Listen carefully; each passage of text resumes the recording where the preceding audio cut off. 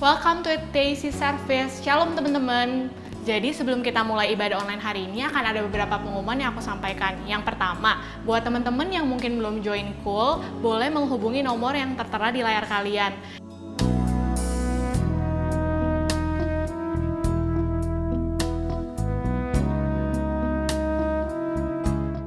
Kedua, buat teman-teman yang rindu untuk memberi persembahan diakonia dan perpuluhan, boleh mentransfer ke rekening yang tertera di layar kalian.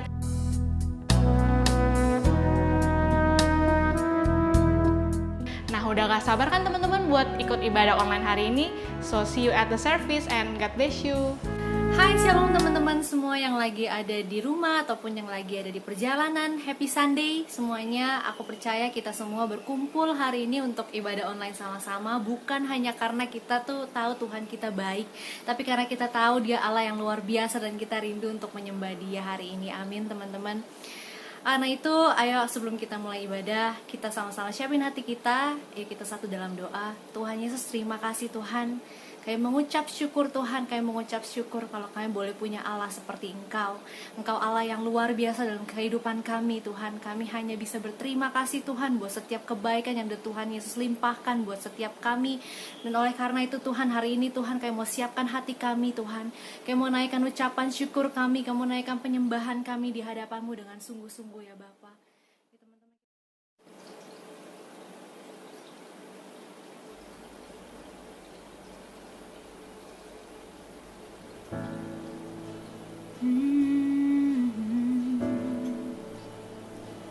I love you, Lord, for your mercy never failed me. All my days I've been held in your hands, from the moment that I wake up until I lay my head. Oh, I will sing of the goodness of God. All my life you have been faithful. All my life you have been so good. With every breath that I am able, oh, I will sing of the goodness of God. I love your voice. You have led me through the fire. In the darkest night, you are close like no other. I've known you as a father, I've known you as a friend. Oh, I have lived in the goodness of God. So all my life you have been faithful. All my life you have been so good. With every breath that I am able, oh, I will sing of the goodness of God. All my life, 'cause all my life you have been faithful. All my life you have been so good. With every breath that I am able, oh, I will sing of the goodness of God. All my life, Lord.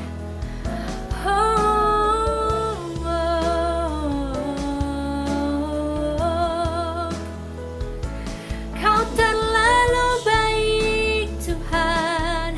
Oh, haleluya. Kau terlalu baik bagiku Tuhan. Oh,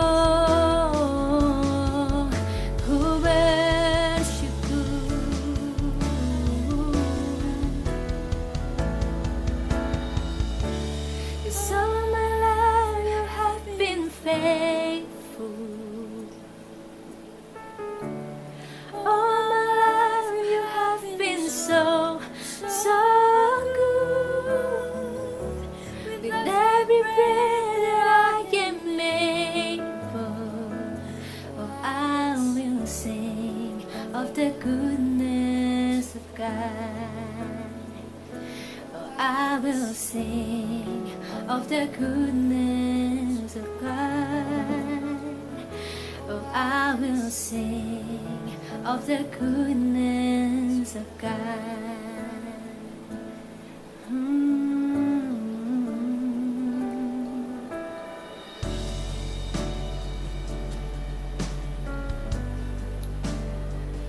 I worship you, Lord.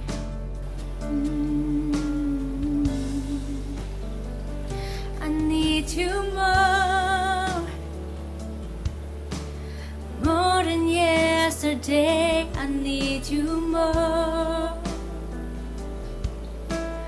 than words can say. I need you more than ever before. I need you, Lord.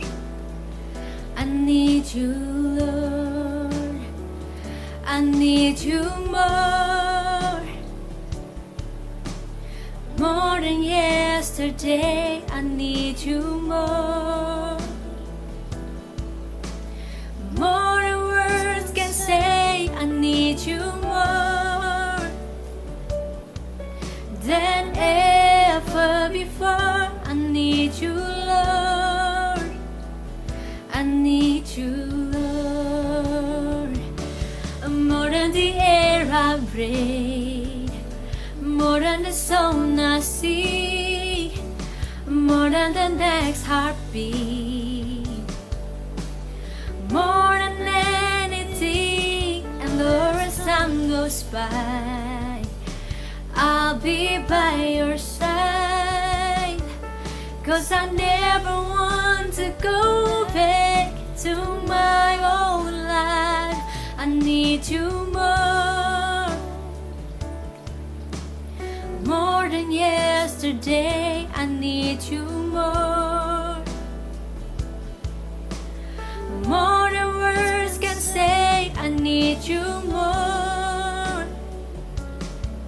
than ever before. I need you, Lord. I need you, Lord. Oh, more than the air I breathe, more than the song I sing, more than the next heartbeat, you're more than anything. Lord, as time goes by, oh, I'll be by your side. 'Cause I never want to go back to my own life. I need you more than yesterday. I need you more than words can say. I need you more than ever before. I need you, Lord. I need you, Lord.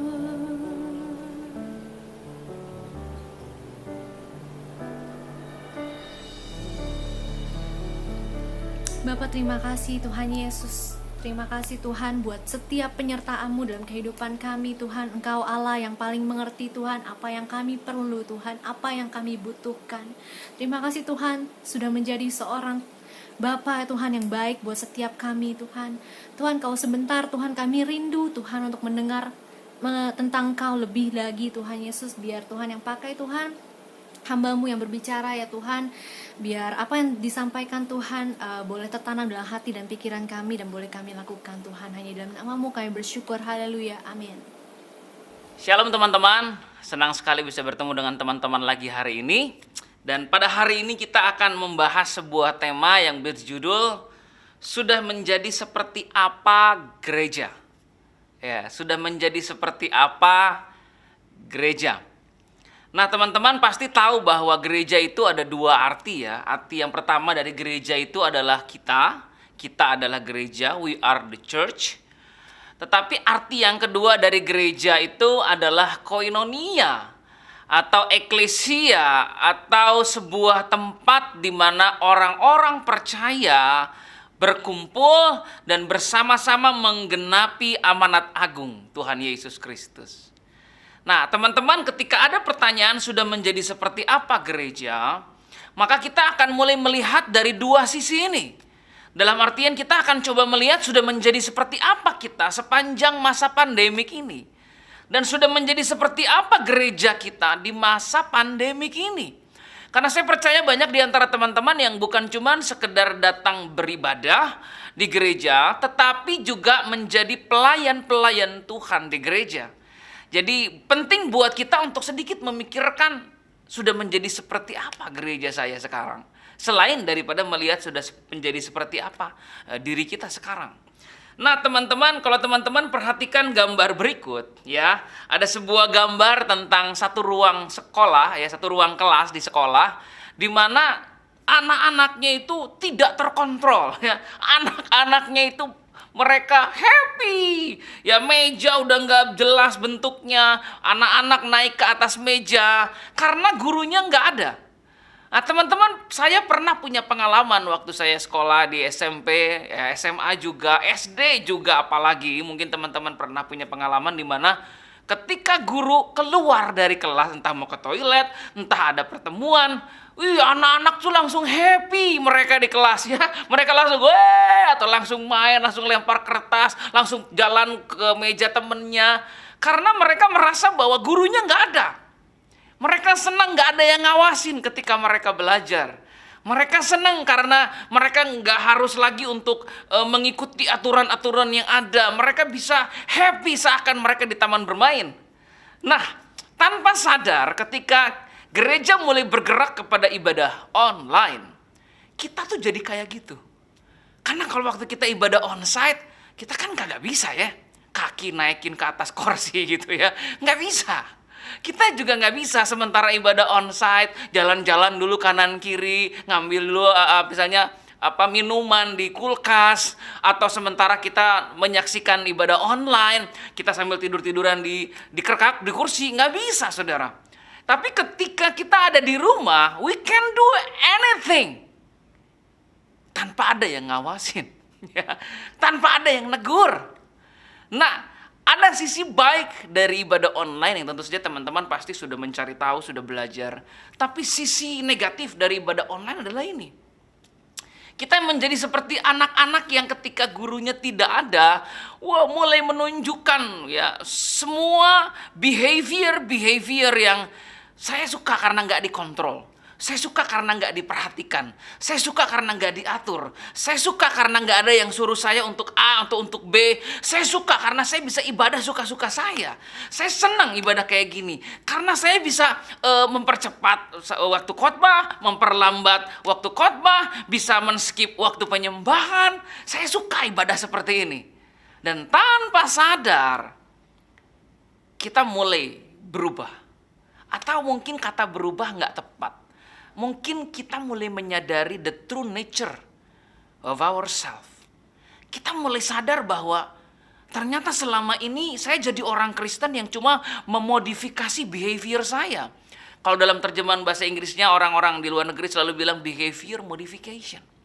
Ternyata selama ini kekristenan saya itu bukan kekristenan yang muncul dari hati, ya. Ternyata ketaatan saya selama ini itu sikap saya yang sungguh-sungguh selama ini ibadah itu nggak didorong karena saya rindu Tuhan, tapi semata-mata karena ada rules atau ada hukum Tauratnya. Setelah tidak ada rules, kelihatan yang sebenarnya bagaimana. Nah, saya punya pertanyaan sama teman-teman. Di masa pandemik seperti ini, ketika kita mulai menjalankan ibadah-ibadah online, apakah kamu sudah menjadi berubah atau memang kamu sebenarnya begitu sejak awal? Jadi kamu itu bukan seorang yang menghormati ibadah lalu tiba-tiba berubah menjadi nggak menghormati, enggak. Kamu tuh memang sejak awal nggak respect sama ibadah, tapi karena kamu ada di sebuah ruangan gereja, ada aturan, ada rules, ada manner, kamu mau nggak mau harus seperti itu. Nah, kekristenan yang hanya sekedar mengubah behavior, yang mengubah perilaku hanya karena ada aturan adalah kekristenan yang lemah. Dan pada akhirnya kita nggak benar-benar mengenal hati Tuhan buat kita. Teman-teman, sudah menjadi seperti apa gereja? Sudah menjadi seperti apa kita? Apakah kita menjadi orang-orang yang seperti anak-anak kecil tadi, anak-anak di sekolah tadi? Kita happy karena nggak ada yang ngawasin, nggak ada yang... Bahkan kita mendapati sekarang orang tua kita juga udah nggak nyuruh-nyuruh kita ibadah loh. Kalau waktu masih onsite, nak, dek, kok, ci, bangun. Cece bangun. Ntar lagi ibadah. Sekarang nggak ada lagi yang nyuruh kita ibadah. Orang tua kita juga nggak ibadah, jadi dia nggak nyuruh kita ibadah. Pertanyaan saya, what kind of church is that? Wow, kita mengerikan ya ibadah online ini ya selama ini ya. Tanpa sadar kita jadi orang-orang yang seperti itu. Nah, saya rindu hari ini di dalam perenungan yang singkat ini kita minta sama Tuhan untuk seperti kata Opa Niko, ujilah aku Tuhan, selidiki batinku dan hatiku. Karena kalau teman-teman memang ingin menjadi anak-anak Tuhan yang sungguh-sungguh, kalau memang kita benar-benar ingin menjadi orang-orang yang akhirnya mengenal dan mencintai Tuhan, kita harus datang hari ini sama Tuhan dan berkata, apa yang sudah terjadi sama saya Tuhan? Atau ternyata saya baru kenal diri saya selama ini tuh begini memang. Saya tuh memang sebenarnya orang yang mau taat Tuhan juga. Sebenarnya kalau bukan karena takut neraka, saya nggak akan taat sama Tuhan. Nah, kalau memang seperti itu kita, ini waktu yang tepat untuk bertobat. Dan berbalik lagi kepada hati yang sungguh-sungguh mencintai Tuhan. Amin. Ada satu lagu yang berkata, I'm coming back to the heart of worship, and it's all about you. It's all about you, Jesus. I'm sorry, Lord, for the things I've made it. When it's all about you, it's all about you, Jesus. Amin. Nah, teman-teman, di slide selanjutnya, di situ saya punya sebuah pertanyaan sebelum kita melangkah dan mulai membaca bagian firman Tuhan. Pertumbuhan rohani seperti apa yang kamu alami selama setahun ini? Ya, pertumbuhan rohani seperti apa yang kamu alami selama setahun ini? Coba direnungkan dulu. Seperti apa pertumbuhan rohani kamu selama setahun ini? Apakah kamu makin mengenal Tuhan? Apakah kamu makin bergairah dalam penyembahan? Apakah kamu menjadi seseorang yang semakin menyadari betapa berharganya diri kamu? Apakah kamu semakin menyadari bahwa kamu memiliki potensi, bahwa Tuhan punya rencana dalam hidupmu? Atau sebaliknya, kita menjadi orang-orang yang kalah. Iblis memporak-poranda kehidupan kita, mempermainkan kita. Kita sudah kehilangan hubungan kita dengan Tuhan. Bahkan passion untuk melayani Tuhan itu sudah sirna. Nah, teman-teman, Paulus pernah berkata dalam 1 Korintus 4 ayat 15 sampai 16. Teman-teman bisa perhatikan ayatnya di layar. Dikatakan begini, saudara. Sebab sekalipun kamu mempunyai beribu-ribu pendidik dalam Kristus, kamu tidak mempunyai banyak bapa. Karena akulah yang dalam Kristus Yesus telah menjadi bapamu oleh Injil yang kuberitakan kepadamu. Sebab itu aku menasihatkan kamu, turutilah teladanku. Paulus berkata, kamu punya banyak pendidik, beribu-ribu pendidik. You have so many preachers. Every time you open your YouTube and you start typing pastor, dan mulai muncul nama-nama pastor. Kalau kamu ketik di YouTube dan kamu mulai ketik HILLS, keluar langsung satu gereja atau satu tim musik rohani yang sudah sangat dikenal. Kamu punya banyak pendidik. Ya, everybody can teach you anything. Kamu scroll Instagram dan orang banyak sekali memberikan kepadamu berbagai macam ajaran demi ajaran. Paulus berkata, you have all of it, but you do not have a father. Apa artinya, teman-teman? Artinya adalah Paulus lagi berkata begini, kekristenan kamu menjadi kekristenan yang sebenarnya hampa. Mengapa? Karena kamu tidak memiliki orang, memiliki bapa, memiliki mentor, memiliki komunitas yang membuat kamu menjadi seorang yang mendengar lalu melakukan. Nggak ada orang yang bisa membuat pesan yang kamu terima itu menjadi sebuah realita dalam kehidupan kamu. Nggak ada orang yang membantu kamu ketika kamu sadar bahwa kamu sudah salah, kamu sudah berdosa, kamu sudah melanggar firman. Nggak ada orang yang bisa mendorong kamu, memotivasi kamu untuk berkata, I know you can do it. Nggak ada. Bayangkan teman-teman dengar satu khotbah seperti saya sekarang lagi khotbah online, dan tiba-tiba teman merasa bahwa kayaknya itu benar yang diomongin si Koko itu. Kayaknya si Koko itu bicara benar ada buat saya.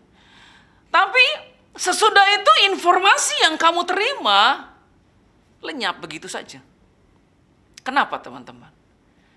Karena kalau kita beribadah bersama-sama, kita tahu bahwa ketika kita berkata amin, kita tahu bahwa ketika kita maju untuk altar call, kita tahu ketika kita mengangkat tangan dan berkata, Tuhan ampuni saya. Bukan cuma kita yang melihat diri kita melakukan itu. Ada pembicara yang lihat. Ada singer di depan yang lihat. Ada kakak-kakak rohani yang lihat. Ada sesama teman yang lihat. Disitulah sebenarnya yang memotivasi kita untuk akhirnya berubah. Dan itu yang lack, Paulus bilang. Makanya Paulus berkata kamu punya beribu-ribu pendidik. Nah, kata pendidik itu dalam bahasa Yunaninya itu paidagogos. Paidagogos. Nah, di dalam slide berikutnya teman-teman perhatikan bahwa paidagogos itu sekarang diterjemahkan menjadi pedagogi. Apa itu pedagogi? Pedagogi adalah seni dan ilmu mendidik anak-anak. Pedagogi adalah seni dan ilmu mendidik anak-anak. Jadi yang dididik itu anak-anak. Nah, untuk mendidik anak-anak, pertama, guru memegang kendali, pelajar mengambil peran yang pasif. Selama kamu ikut ibadah online, kamu aktif atau pasif? Pasti pasif. Pasti itu. Ya, pembicara ngomong apa, kamu ngomong amin pun tidak. Ya, yes pun tidak. Angkat tangan pun tidak. Kau diem aja ngeliatin. Ya, gitu kan. Entah sambil makan gorengan, entah sambil makan bapau, entah sambil minum kopi, I don't know. Kamu menjadi pembelajar yang pasif. Dan akhirnya kita jadi anak-anak. Karena pedagogi itu adalah satu sistem pembelajaran untuk mengajar anak-anak. Makanya kita nggak dewasa. Karena kita didesain untuk menjadi pasif dalam satu ibadah. Sulit untuk kita bisa aktif kecuali kita memang punya drive untuk menjadi aktif. Yang kedua, pedagogi itu artinya guru adalah ahlinya.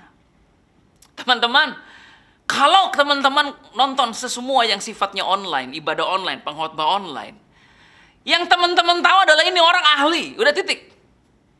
Teman-teman nggak tahu hal lain di luar itu. Teman-teman menganggap semua pastor, semua pembicara yang muncul di layar itu pasti orang-orang yang ahli. You don't know.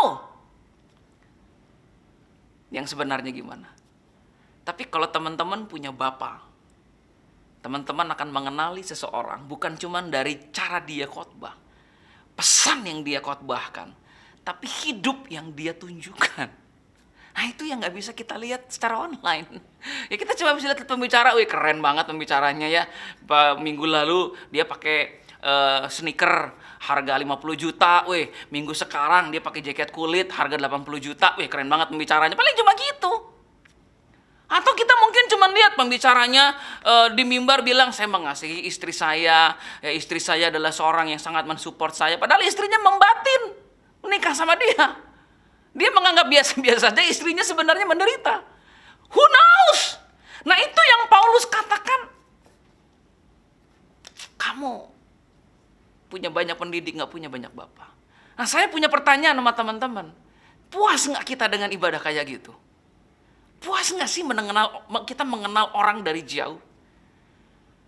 Puas gak sih kita Kita cuma sekedar mendengar orang menyampaikan khotbah, tapi kita nggak pernah bisa-bisa benar-benar mengenali orang itu. Nggak puas. Karena kita nggak bertumbuh, kita jadi anak-anak. Yang ketiga, pedagogi adalah pembelajaran yang berpusat pada informasi. Every information, everything about information. Tapi nggak ada revelation. Semua informasi sifatnya. Oh iya, benar. Benar ya, betul gitu ya, 3 langkah untuk jadi anak Tuhan yang sungguh-sungguh. Oh ya. Tapi nggak ada revelation. Tahu teman-teman arti revelation apa? Yesus itu adalah revelation. Artinya logos yang jadi manusia. Jadi revelation itu artinya begini, ketika kamu mendengar, apa yang kamu dengar itu diwujudkan, berwujud nyata. Nah itu yang namanya revelation. Dengan kata lain, ketika kamu mendengar firman yang berkata, kamu harus menjadi orang-orang yang saling mengasihi satu sama lain.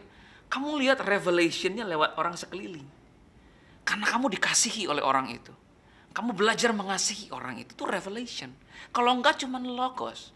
Cuma sekedar perkataan biasa, informasi. Nah, ketika kamu mendengar firman yang berkata, teman-teman, Tuhan menghendaki penyembah-penyembah yang benar, penyembah-penyembah yang ekspresif. Kamu nggak cuma dengar. Ketika kamu melihat ke mimbar, kamu lihat kanan dan ke kiri. Kamu melihat penyembah-penyembah yang berekspresi dalam penyembahannya. Nah, itu membuat apa yang kamu dengar sebagai informasi menjadi sebuah revelation. Makanya Paulus tadi berkata dalam 1 Korintus 4 ayat 16, aku menasihatkan kamu, turuti teladanku. Atau bahasa gininya, Paulus berkata begini, imitate me.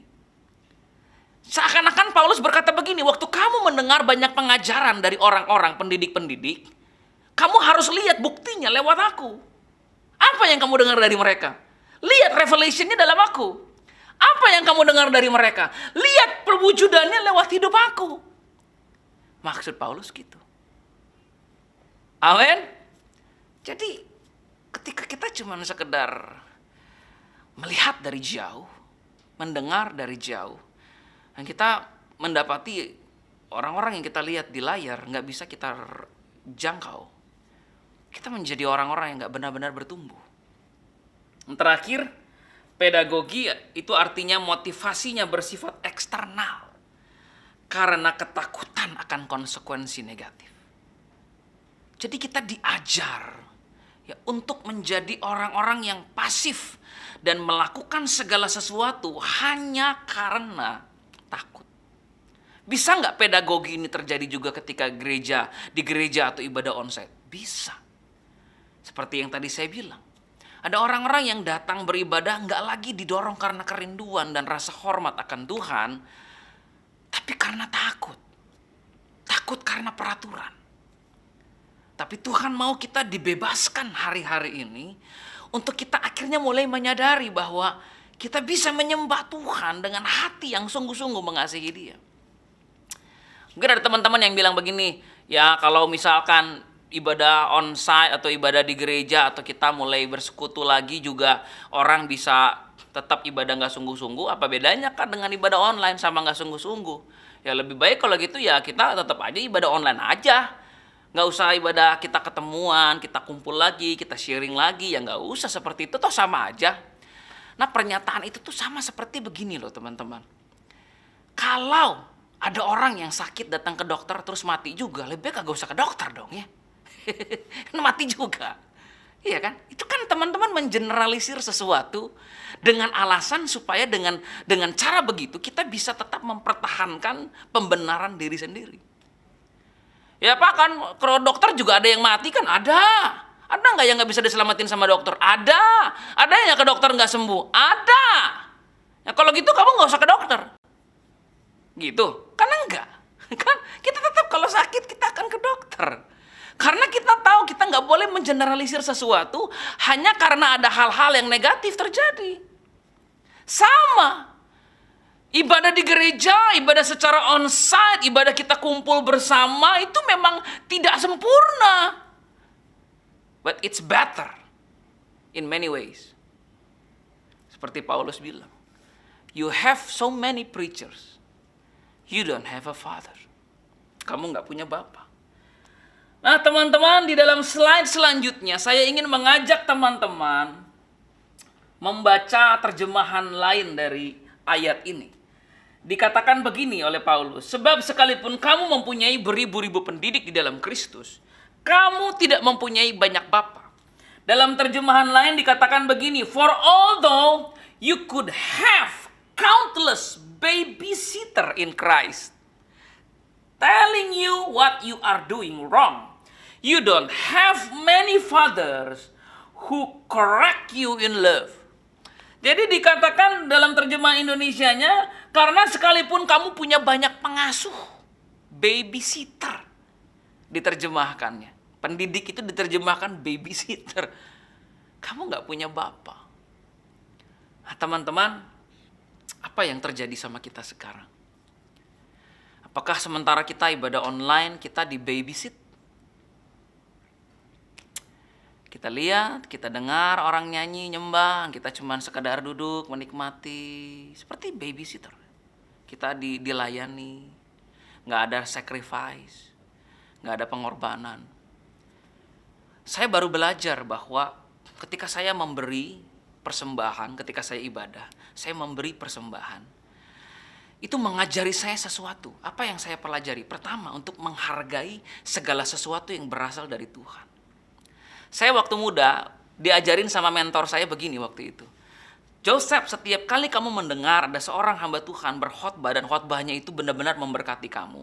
Dan kamu tahu kamu punya uang, selesai firman Tuhan, sediakan uang, gak perlu banyak apa sedikit. Datangi hamba Tuhan dan katakan, Tuhan, saya sangat diberkati sama khotbah kamu.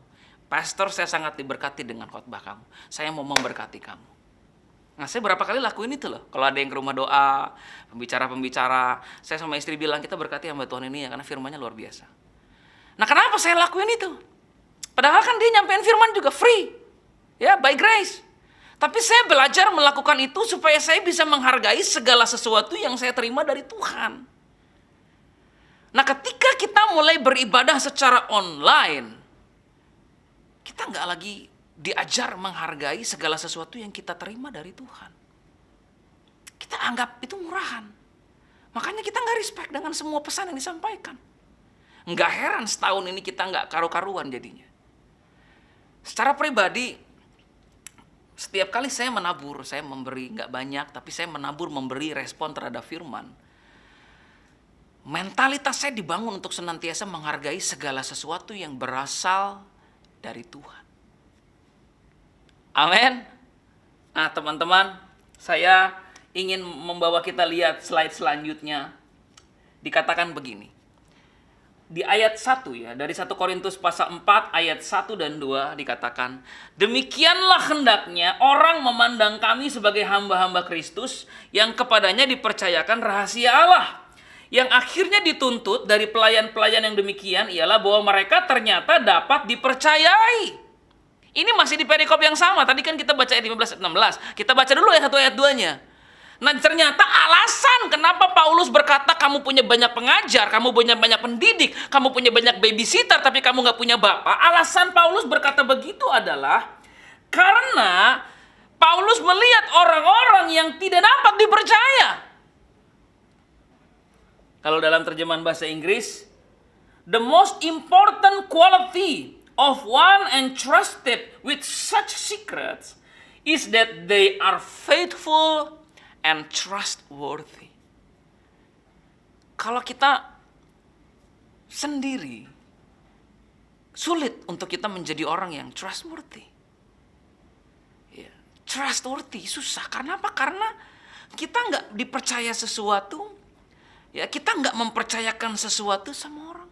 Orang nggak tahu apa yang kita lakukan dalam ibadah. Orang yang nggak tahu bagaimana respon kita ketika kita menyembah dan berdoa. Sehingga Paulus berkata, kamu mungkin boleh pinter. Kamu pengetahuan Alkitabnya bolehlah tambah banyak. Kamu jagolah, kamu berapologetik. But you are not trustworthy. Kamu nggak bisa dipercaya. Kenapa? Karena kepercayaan lahir lewat relationship. saya ingin menunjukkan kepada teman-teman satu gambar lucu. Ya. Nah, perhatikan gambar ini.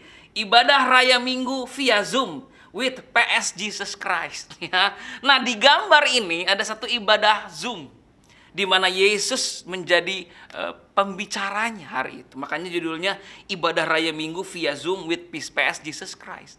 Tapi kalau teman-teman perhatikan gambar di Zoom, semua video mati kecuali video Yesus. Ya, nanti lihat gambarnya ya. Aduh. Semua video mati. Cuma video Yesus yang nyala. Saya sering ngalamin kalau saya ikut jadi pembicara training profetik ya, seminar-seminar kenabian. Orang datang training itu ya videonya dimatiin. Paling yang nyala beberapa orang. Tapi nggak apa-apa, namanya juga training, namanya juga seminar. Saya nggak nuntut. Tapi kalau ibadah raya, kamu nggak boleh matiin video kamu. Dengan menyalakan video, kamu mencoba untuk menjadi orang yang dipercaya. Bukan cuma sama Tuhan, tapi sama orang sekeliling. Nah, saya pernah dapetin di ibadah raya, ini ibadah raya Minggu loh. Videonya dimatiin. Terus teman-teman pasti ada yang ngomong, ya Kak, tapi kan bisa juga karena sinyalnya jelek. Ya bisa. Bisa juga kan karena mungkin dia lagi sakit. Bisa. Nah, kalau yang dimatiin video 40 orang, berarti ada yang 10 sinyalnya jelek gitu. 10 sakit. Terus 20 lagi apa? Nah, kembali. Kita mengeneralisir sesuatu dan menjadikan itu alasan supaya kita juga bisa melakukan tindakan-tindakan seperti itu. Teman-teman ingat nggak? Dulu yang ibadah online itu cuma satu. Cuma satu kriteria orang ibadah online. Apa itu? Sakit. Ya, orang sakit di rumah ibadah online. Iya kan? Satu kriteria doang waktu itu loh. Nah, karena dia sakit, dia ibadah online. Nah, sejak pandemi kita ibadah online, kenapa? Karena ada penyakit menyebar di luar, virus menyebar di luar.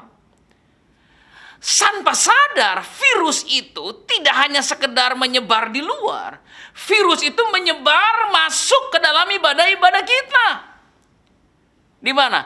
Karena sekalipun kita sudah di rumah, video kita matiin. Maksud saya itu ibadah Minggu. Ibadah Minggu itu memang ibadah yang dikhususkan untuk kita ibadah pada Tuhan. Amin, itu ibadah Minggu. Entah Anda onsite, entah Anda online, itu ibadah Minggu. Kalau ibadah onsite, saat ibadah nggak boleh minum aqua, atau nggak boleh minum kopi, ya aqua mungkin boleh karena mungkin keteringkan, nggak boleh minum kopi, nggak boleh minum Ovaltine, maka ibadah online bersama. Itu ibadah Minggu. Amin? Iya kan? Kalau ibadah onsite kita nggak boleh gitu tidur-tiduran. Ibadah online pun harusnya sama. Itu ibadah Minggu. 10 perintah Allah berkata salah satunya kuduskanlah hari Sabat. Apa yang terjadi pada gereja di masa pandemik ini? Saya lihat gereja jadi anak-anak. Ya, gereja nggak kuat, gereja jadi lemah, gereja jadi nggak tahu manner. Gereja nggak tahu respect lagi sama Tuhan. Dan itu menyedihkan. Dan kalau nggak mulai dari kita generasi Yeremia, mau mulai dari mana? Kalau nggak mulai dari generasi kita untuk belajar menghargai, menghormati Tuhan, gimana teman-teman? Amin. Kita orang-orang yang dipilih Tuhan untuk membawa sebuah pergerakan. Saya akan segera mengakhiri firman Tuhan hari ini. Yang kedua, kenapa Paulus berkata, kamu punya banyak pendidik, kamu punya banyak pengajar, kamu punya banyak babysitter, kamu nggak punya banyak bapak, dan itu berdampak kepada hidupmu. Yang kedua, dalam 1 Korintus 4 ayat 6-7 ayat selanjutnya dikatakan begini. Saya pakai terjemahan, saya gabung supaya teman-teman nangkep ya. Sia-sia untuk bergerak melampaui apa yang tertulis dalam kitab suci dan dibesar-besarkan dengan kepentingan diri sendiri. Dengan mengikuti dan mempromosikan satu pemimpin dalam persaingan dengan pemimpin yang lain. Sebab siapakah yang menganggap engkau dan mereka begitu penting? Dan kalau engkau menerima sesuatu, bukankah engkau terima karena anugerah? Jadi Paulus bilang begini, karena kamu gak punya banyak bapak, kamu punya banyak idola. Banyak idola kamu, pembicara terkenal kamu udah punya listnya, pembicara-pembicara yang kamu suka. Kenapa kamu suka sama mereka? Karena mereka menyampaikan kepada kamu pesan-pesan firman Tuhan yang membuat kamu termotivasi, tapi tidak satupun dari mereka bisa menjangkau kamu untuk mengkoreksi kamu karena mereka cuma di layar. Makanya Paulus bilang, kamu punya banyak pengajar, tapi tidak satupun dari mereka bisa merangkul dan menjangkau kamu. Karena mereka bukan Bapa kamu.